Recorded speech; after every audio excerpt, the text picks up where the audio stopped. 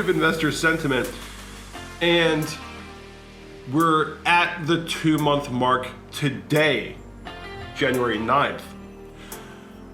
But I will say this, we have at least one day. I'll give Bitcoin 24 hours to bounce. And if we do, then we can say that we avoided the bear market definition by one day. That's all the hopium I got for you guys today. Trying to infiltrate my mind, and it's gonna be dangerous. I'll be the first to lose my cool. Don't want it to get to us. We're gonna be breaking all the rules. I'll be the first to go. I know I'll be the first to go. I'll be the first to go.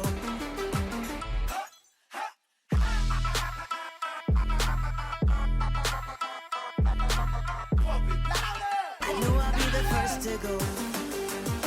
I'll be the first to go. I know I'll be the first to go. I'll be the first to go, to go. I know I'll be the first to go.